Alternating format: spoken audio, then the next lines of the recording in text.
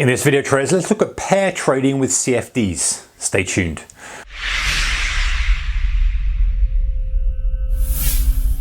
Hey guys, welcome. So CFD trading is super useful because we can go long and we can go short. Short generally meaning that we can capitalize from a falling share price.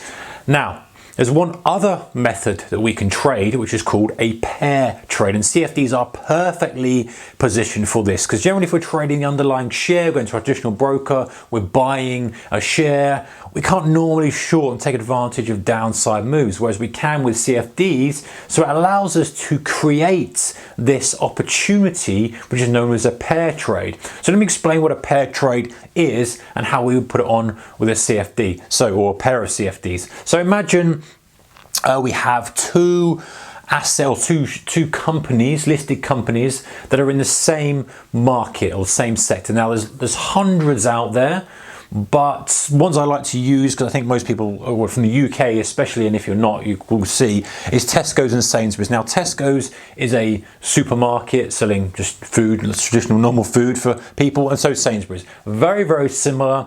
Some people say they're slightly different in pricing, but they're still the same products, right? The same products, they sell some of their own products. You know what supermarkets are like. So they're in the same sector, they're in the same business. You either shop at Tesco's or you shop at Sainsbury's. There's maybe some price differences now and then, but they're very, very similar, right? So what you would surmise is that whatever affects one will affect the other. So if people are spending more on their shopping, they're probably going to spend more in both of these companies. If people are spending more per basket or less per basket, or however they kind of work it out in this sector, then you'd think that it would affect both of them.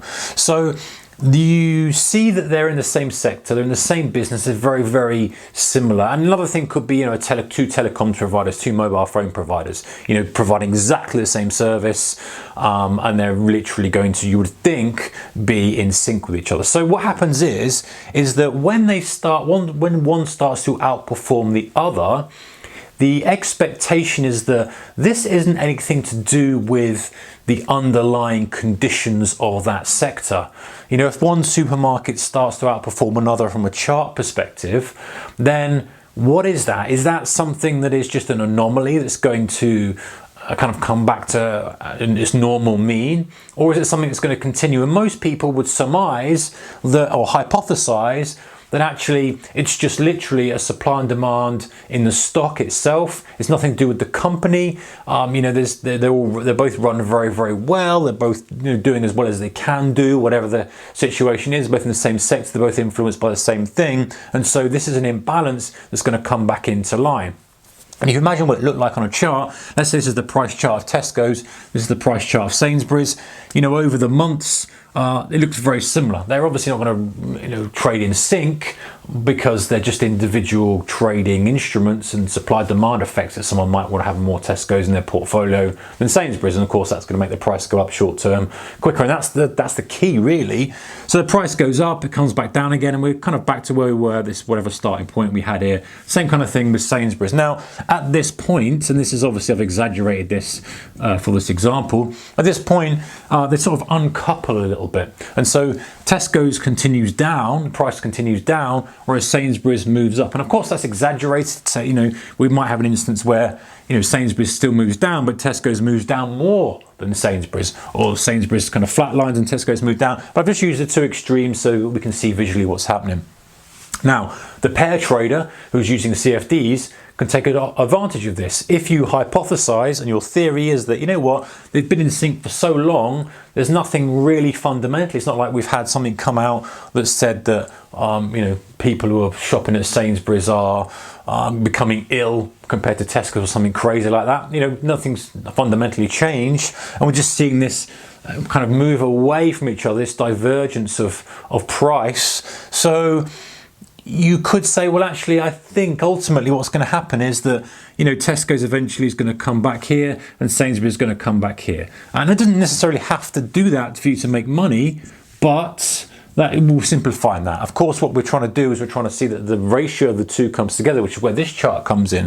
You imagine this is the ratio of the two, and depending on how you're dividing, which one you're dividing, you're going to have a very stagnant line in here, because as one goes up, the other goes up. So, as one increases, the other increases, the ratio is not changing as it goes down. So it's staying static, so why we have this static line. However, when they go out of sync, one goes up, the other goes down, we're going to have this ratio move out, and it could be there or there depending on which way we're doing the sum.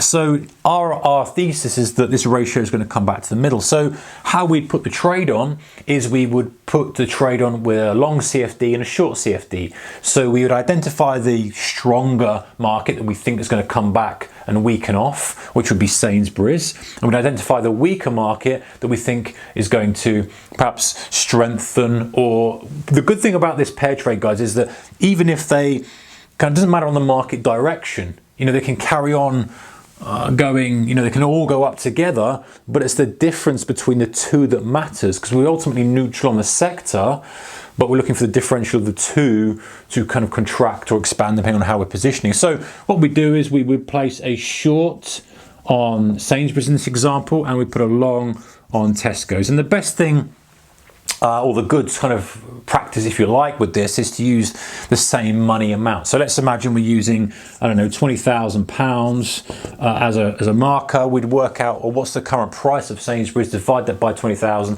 and we get our number of shares. And the same with Tesco. So we'd have an equal amount. So we'd have £20,000 worth of shares short and £20,000 of shares long. That makes us neutral on the sector, makes us neutral generally on the market as a whole. So if the whole market crashes, these two are probably going to crash in a similar amount, but you're going to make on your short and lose on your long. So you're kind of a little bit more protected with that. You're literally stripping out every other influence, and are saying with this trade, well, I expect Sainsbury's now to stagnate a bit and actually Tesco's to come back, and I'm expecting this ratio to come back to the mean. And so what you're doing is you're expecting the differential of the two to come back to historic situations, and that's what you can do with a CFD. You can position for that. You can, hey, it's my short, this is my long, and you can structure a pair trade to suit. Now you can take it in more advanced if you want to, and maybe do, if you believe that the sector perhaps is going to outperform everything else, you might say, okay, well, I'm going to say long Tesco's,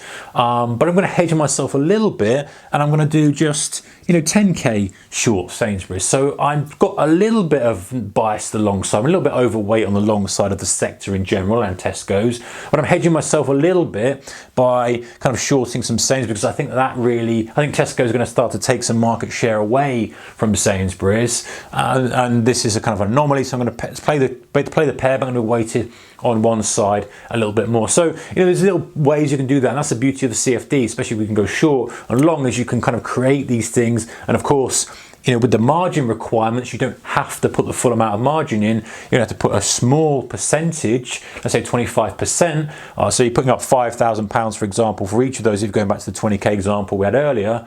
So you're only using £10,000 to trade this, so it's a much more efficient potential use of your capital. And one could argue that the risk is a little bit less as well, because you're doing this pair trade as opposed to a pure directional trade.